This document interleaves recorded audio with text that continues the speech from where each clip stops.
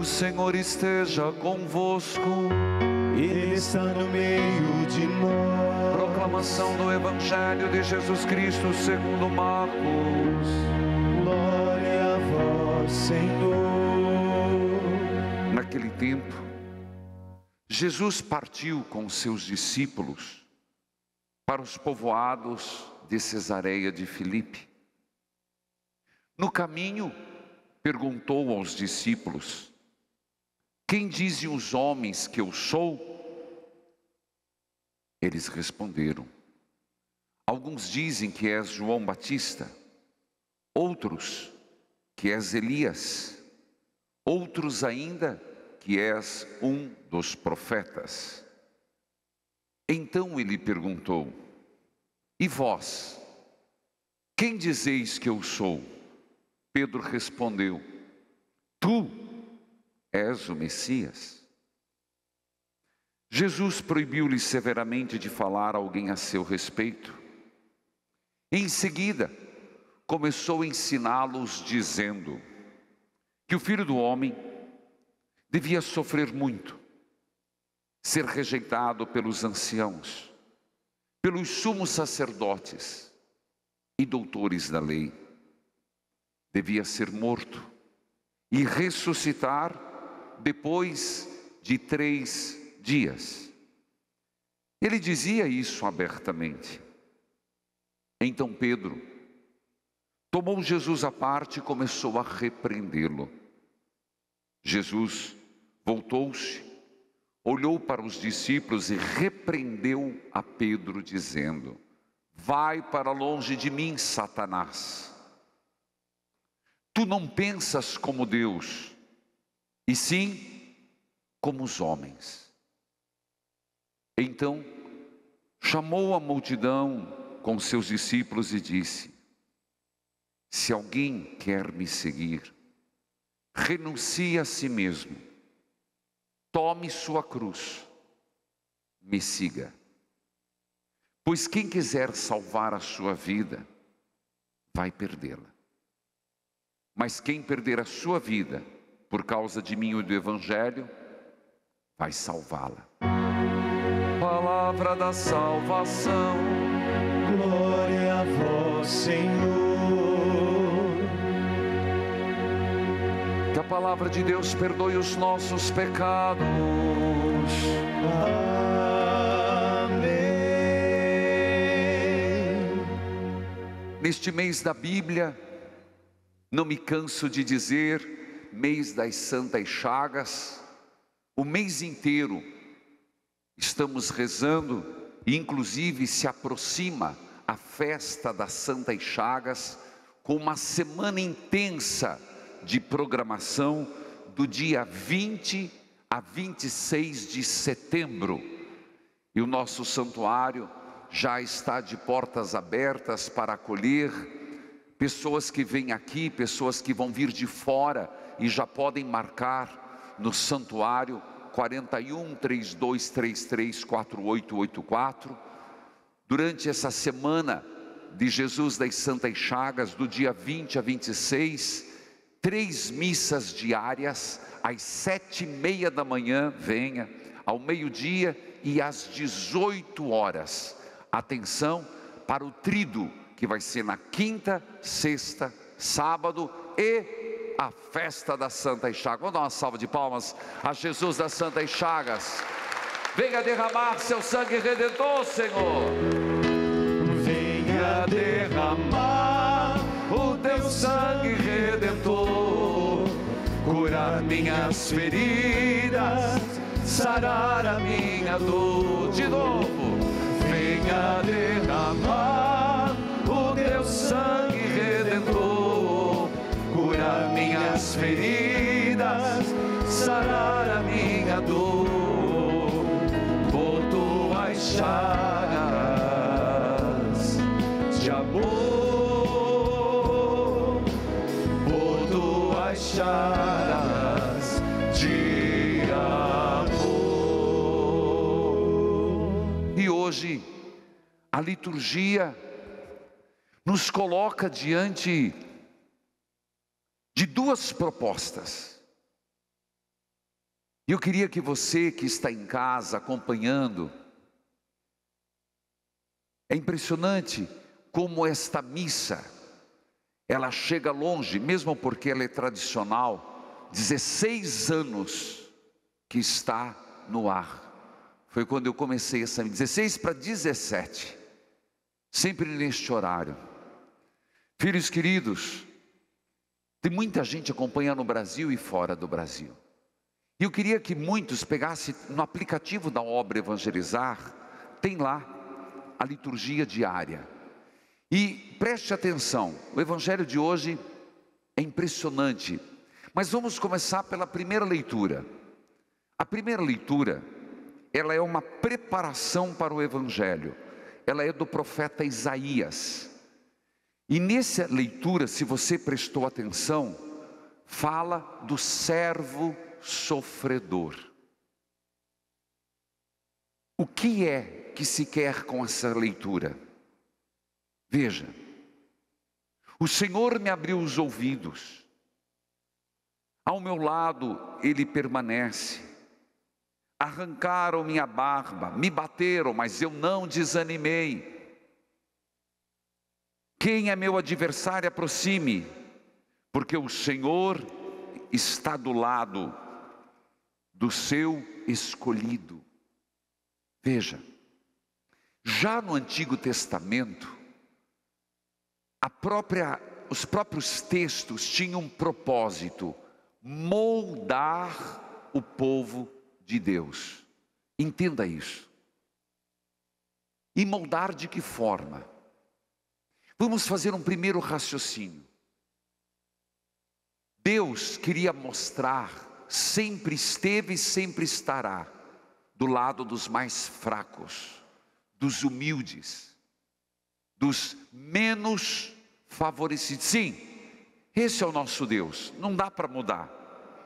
Tanto que, por que você acha que Ele escolheu Israel? Você acha porque era um povo numeroso? Não. Porque era um povo rico? Não.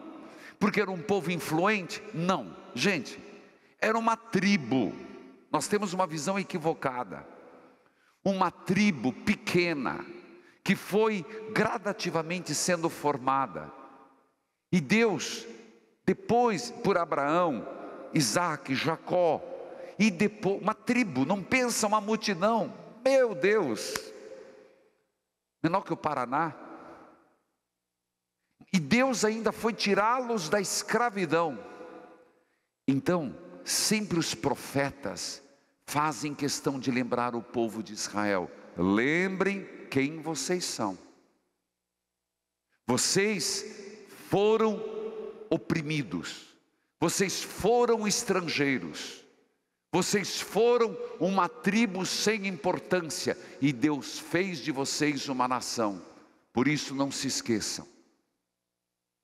Da mesma forma que Deus teve compaixão para com vocês, tenham compaixão para com os pobres, com os menos favorecidos. Então, no Antigo Testamento, já se tem essa moldar o povo ao não um Deus prepotente, não um Deus glamuroso, mas um Deus que escuta o clamor do seu povo, um Deus que caminha com o seu povo na arca da aliança, um Deus que se preocupa com a sorte do seu povo. É verdade que nem sempre levaram em consideração isso. Existem muitos textos que falam de uma coisa gloriosa, mas não é o Deus Javé. Então, criaram uma cultura de que o Deus caminha com o seu povo, sofre com o seu povo, ama seu povo. Evangelho. Padre, não peguei. Calma, meu filho, chega lá. No Evangelho, é impressionante que geralmente a impressão que eu tenho é que Jesus não para, principalmente em Marcos. A impressão que eu tenho é que Jesus na frente e os apóstolos atrás correndo, Jesus andando rápido e eles tentando chegar em tempo, porque Jesus andava pelas aldeias, pelas cidades. Mas hoje O Evangelho nos coloca Jesus num lugar diferenciado, numa cidade chamada Cesareia de Filipe. Cesareia, a cidade, de Filipe, que era o nome de um dos filhos de Herodes. Por isso, Cesareia do rei Filipe. E lá uma terra de pagãos, eram poucos judeus. Então quando Marcos diz que Jesus foi lá, é que ele tinha um propósito. Era o Evangelho a ser pregado a todos os povos. Começo de história. Mas nós estamos em Marcos capítulo 8, que é praticamente o meio do Evangelho de Marcos. É como se no ano letivo você estivesse no mês de julho. Como se você estivesse dando aula e estivesse na metade. Aprendendo e na metade do curso. Na metade da catequese. E é impressionante que Jesus faz uma pergunta. E essa pergunta é para saber: o que dizem os homens que eu sou? Não pense que Jesus, já nessa altura, já não era desconhecido. Ele já tinha feito muitos milagres. Na altura do Evangelho, ele já tinha curado, já tinha feito milagres, prodígios. Então a pergunta é: quem sou eu para o povo? O que é que eles falam de mim? A resposta é: alguns dizem que é João Batista. Imagem forte. João Batista era um homem forte. Foi um dos maiores profetas, se não o maior. Outro Elias, nem se fala. E outros, alguns dos profetas. Aqui começa algo interessante. Jesus perguntou: e para vós, quem eu sou? Lembra que eu falei da primeira leitura? Para mesmo o povo de Israel, quem era Deus? E eu pergunto para você: quem é Deus? Pai. Geralmente nós temos para esse Deus atributos muito fortes, e Ele é. Mas não esqueçamos do que Ele quis nos ensinar na primeira leitura. Ele é acessível. Ele escuta. Ele sente a dor do povo. Ele sim, onipotente, onisciente, onipresente. Mas esses três grandes atributos de Deus não o distancia de nós. Deus nos conhece pelo nome. Por isso a pergunta de Jesus agora é: quem sou eu? Pedro dá uma resposta maravilhosa, inspirado por Deus, e diz: tu és o Messias. Não tem resposta mais certa. Quem é Jesus? Jesus é o Messias. Quem é Jesus? Jesus é o Messias. Tanto que nós chamamos de Jesus Cristo.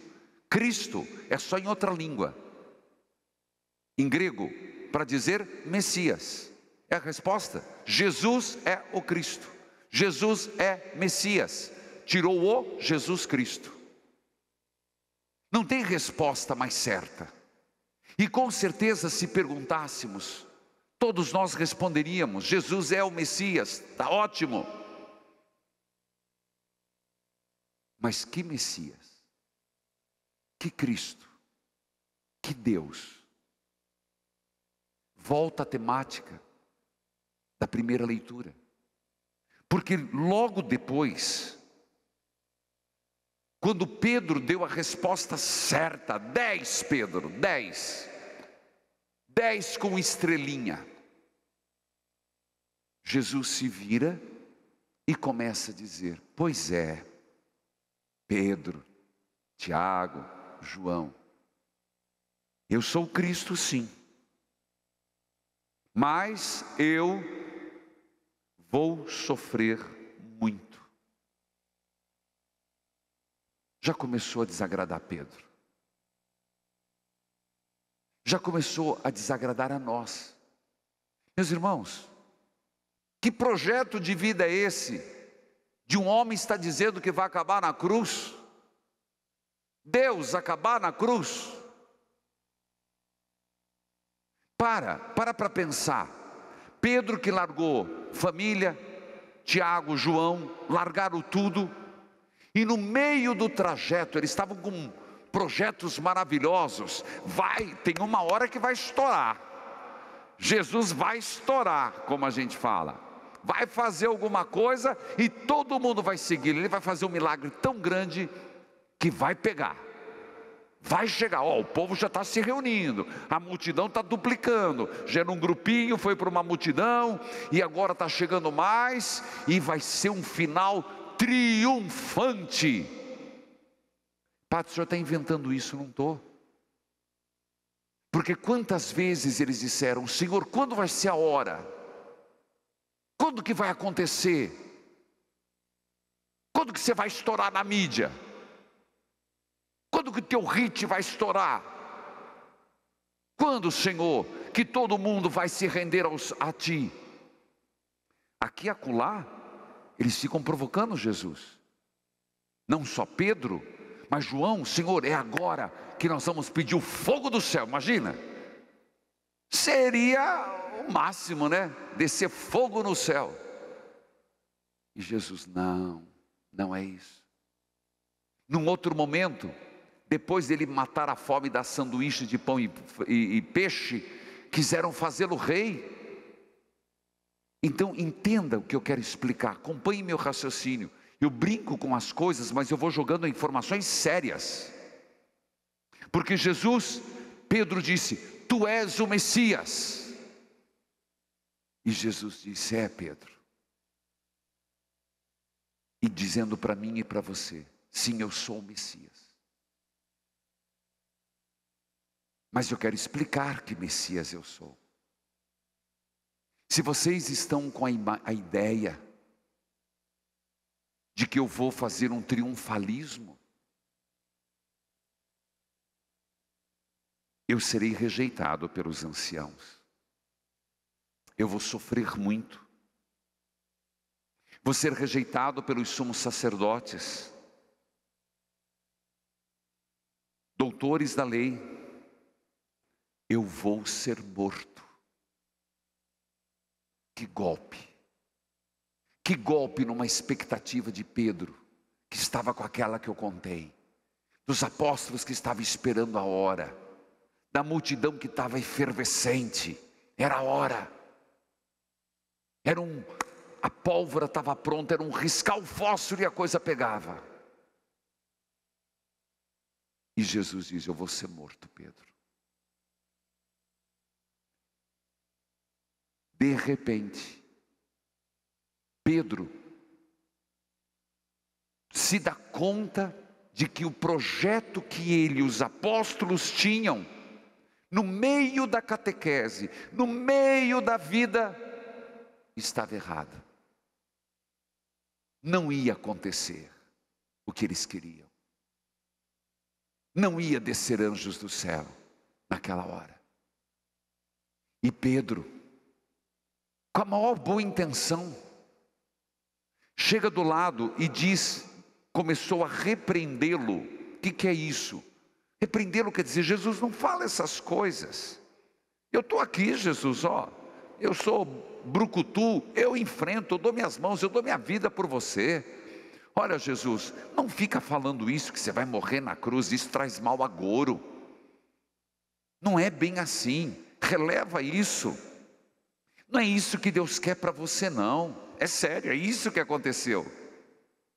Mas você lembra que lá atrás, o próprio diabo no deserto fez uma proposta para Jesus? se ajoelhares diante de mim, eu te darei todo o reino, é tudo teu. E Jesus, vai embora, Satanás.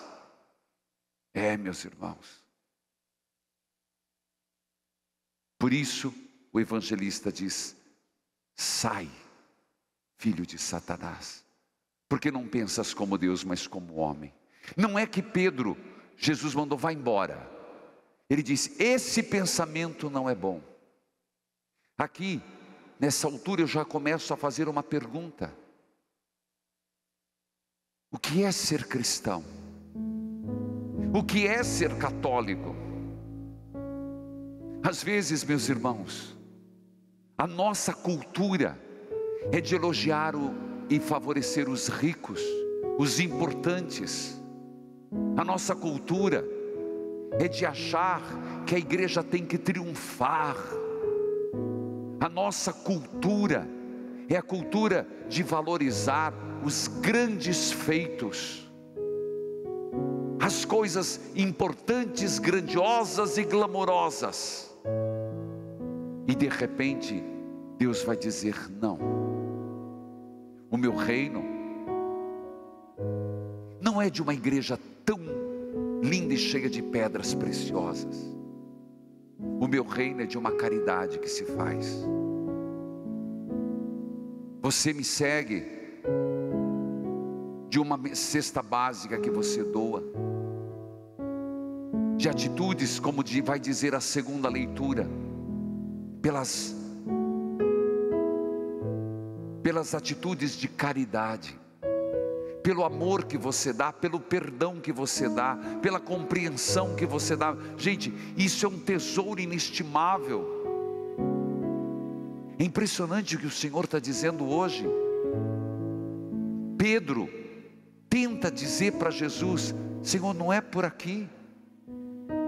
Mas o Senhor disse: não, já me ofertou o diabo, eu não quis, e eu não quero. O meu caminho, a minha história é com aquele Deus que tirou o povo do Egito. A minha história é com vocês, que eu quero tirá-los da escravidão. É impressionante, porque Jesus repreendeu Pedro, mas logo depois, ele diz: você não pensa como Deus, mas como os homens. Filhos, eu e você, nós precisamos não nos deixar contaminar pela lógica do mundo. Não é a riqueza que vai trazer felicidade, não é o poder que vai nos fazer, mas que nos dará a eternidade.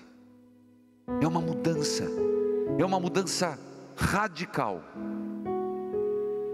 É valorizarmos as coisas mais simples, essenciais, humanas.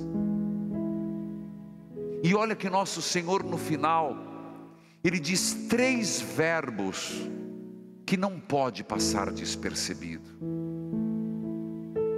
É como que dizendo: tá, Pedro, já te dei a bronca.